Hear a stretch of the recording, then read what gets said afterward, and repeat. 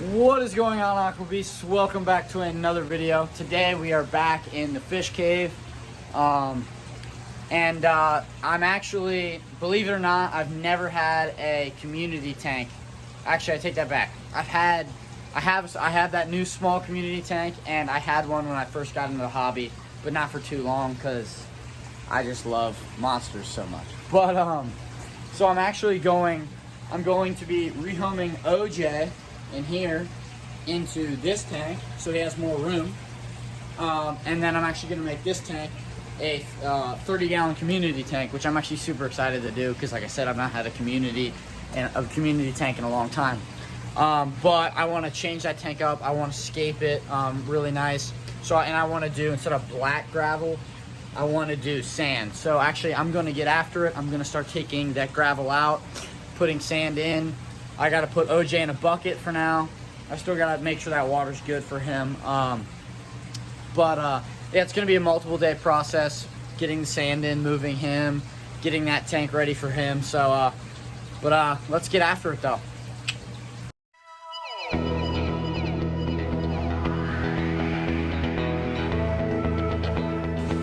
All right, so I've got all the gravel out of there, so it's pretty foggy, but I actually decided I'm just going to drain that tank so I can get the sand in there a little easier without all the water. And then I'm actually going to go ahead and put the flower horn in the other tank. The water's good, it's just it's not been heated, so I just put the heater from this tank into that tank, so that's just going to take a while to warm up. So OJ is chilling in here, doing just fine.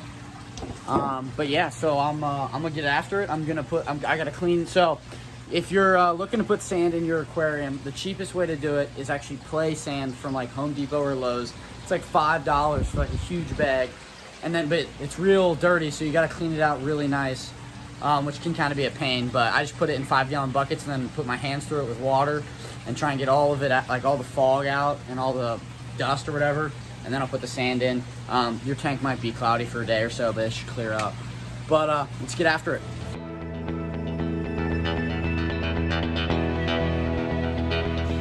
All right, so it's actually a couple days later. Well, actually it's a day later. I actually filled the tank up already. Got the filters running, got the heater running. It's really cleared up. I've actually got a few feeder fish in there because I've been struggling to feed the Bisher. But he's eating feeders, so hopefully I can get him off the feeders and onto pellets or hopefully tilapia. But so now I'm actually going to scape it a little bit. I've got one piece of decor that I think will look pretty good in here. But then I also think I want to get a couple live plants. I still need a nice LED for it so the plants do well. And then I'll scape some rocks in here, and then I think I'll probably get some driftwood too at some point. But let's see what we can do.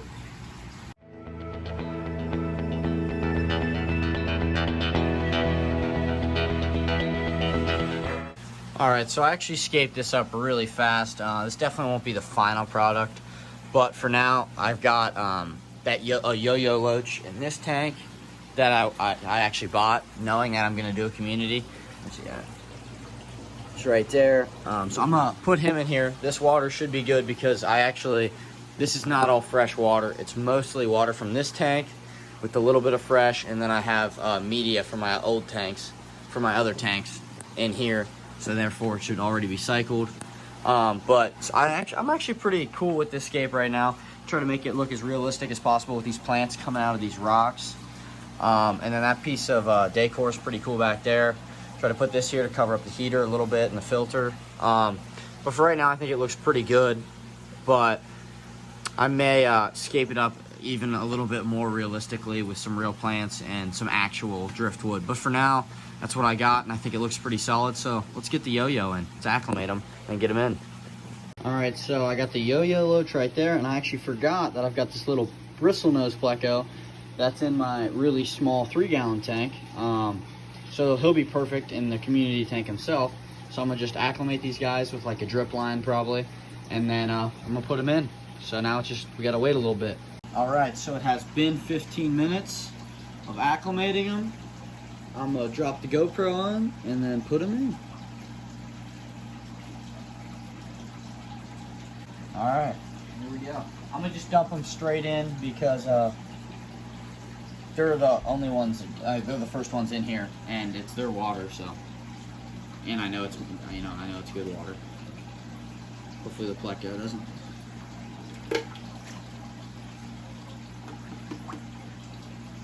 There they go. All right. All right, there's the bristle nose. Bristle nose is so cool.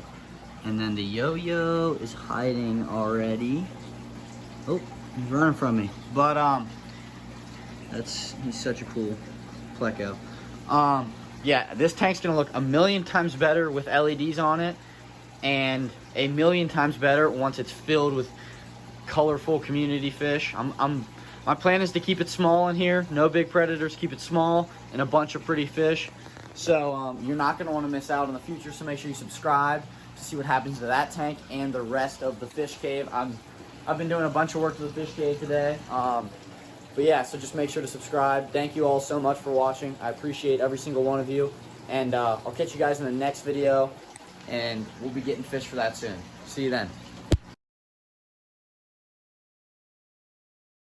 One piece of decor that I think will look pretty.